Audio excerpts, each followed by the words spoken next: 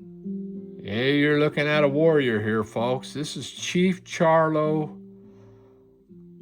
from Montana, one of the most famous American Indian chiefs from the Montana Rocky Mountain region. He was Flathead Indian from the Flathead Nation, the Flathead people.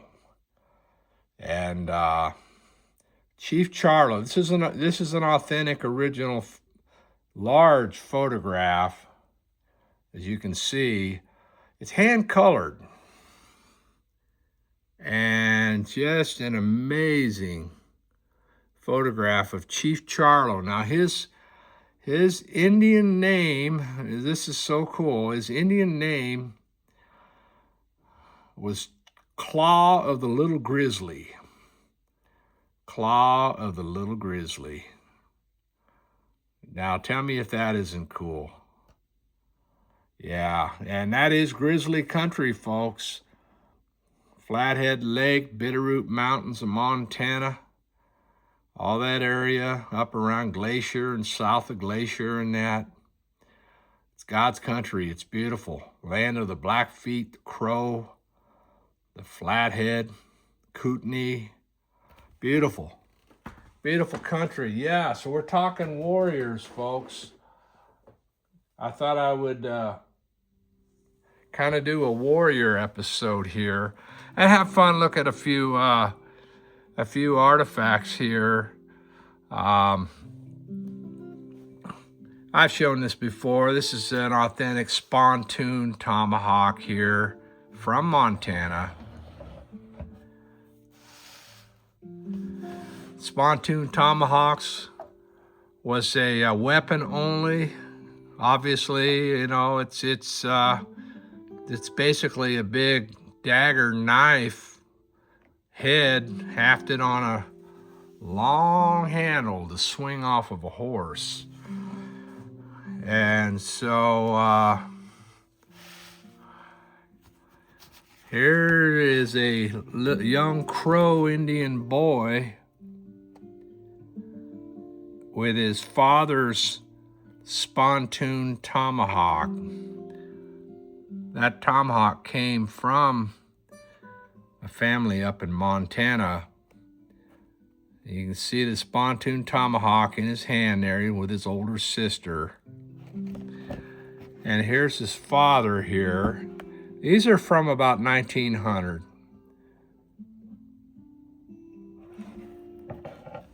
Some more pictures of the children of the family here. Oh, look at this one. Outside a cabin. Yeah. So the Crow and the Flathead,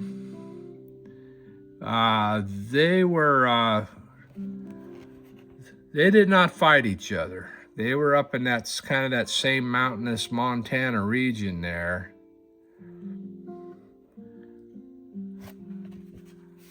Here's a few more here. Here's a warrior right here.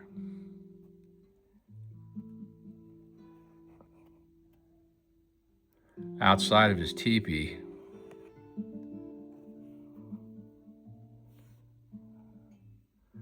A warrior and his son. 1900.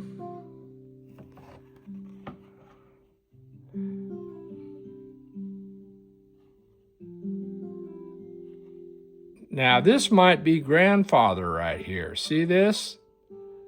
I think that's grandfather. And I think this is their father here.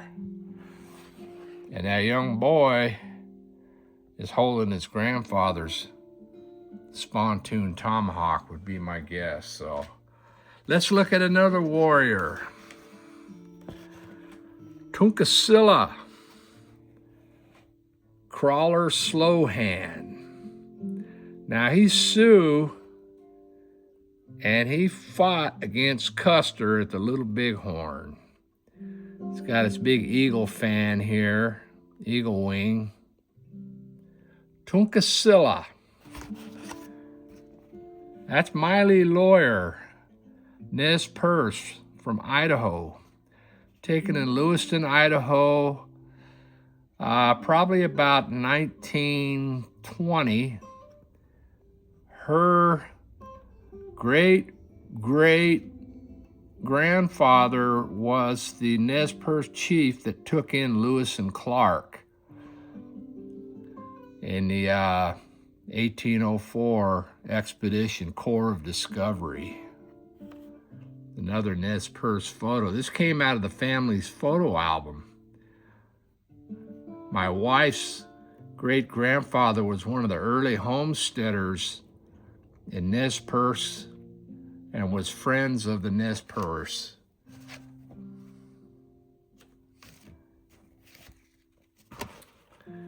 Crow, Indian scout.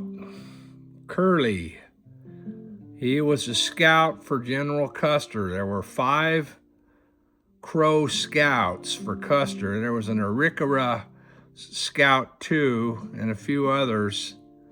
But that's Curly. He's a famous Crow scout. This was taken a few years before he passed away, 1920. Let's see if I got, okay, so here's a couple more photographs for you here. This is a Flathead tribe, right there by the Flathead Lake in Montana. And this is Chief Small Salmon at the Indian Village here, Reverend R. Martin with Chief Small Salmon. And I believe this is Charlo on the right. I believe that might be him. Indian Town. Yep. Chief Small Salmon's family's still there. They're some of his offspring are well-known Flathead people up there representing their people. One more real quick. Taken on the Pine Ridge Reservation in 1908. And you talk about a warrior. This man here and this Indian right here, this famous chief, that's Red Cloud. Taken shortly before he passed away. This is a brush shade shelter that the Indians would build up. Little frame structure, and they would put brush and whatnot over it and create like a lean-to. That's Red Cloud, folks. The Sioux Chief Red Cloud. Read about Red Cloud's war. He stopped the Bozeman Trail. He was a warrior. So I'm talking warriors, folks, here today. I thought I would just share that. Well, let's tickle around with a few knives here. I pulled this out, and I just so reminded how cool this knife is. This was a find a while back. I want to just show you how massively huge this folder is. It fits in my display here.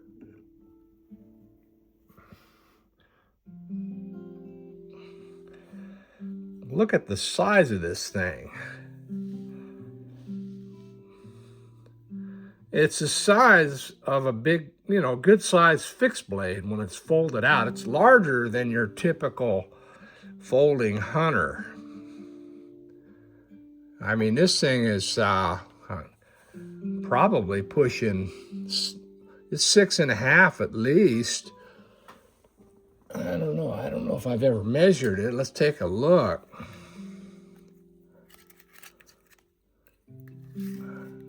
Yeah, okay, we got 6 inches.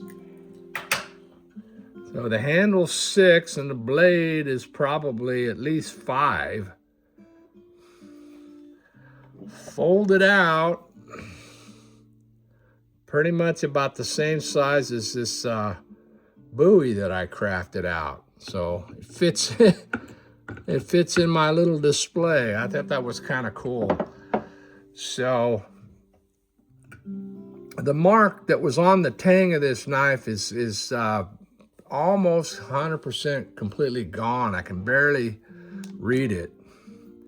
But I'm pretty sure this is a real early Boker from the 1800s. This one here is a Boker. You can see the tree right here. The early ones, that's all they had was a tree stamp. And it wasn't a very deep stamp.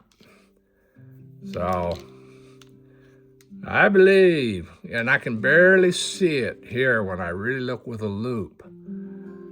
This is an old knife too. It's a big knife right here. But when you look at it in comparison, these are the knives of a warrior. Yep, that one won't fit. But this one will. All right, folks, you ever get a chance to go to Montana, taking a family trip or something, Yellowstone, Glacier National Park, stop into Flathead Lake.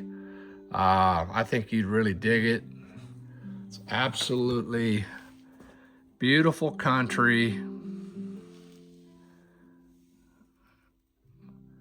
Chief Charlo, Claw of the Little Grizzly. How come I didn't get named with a name like that? It's so cool, folks. I love that kind of stuff. Claw of the Little Grizzly. Chief Charlo. All right, everyone. Happy Thursday.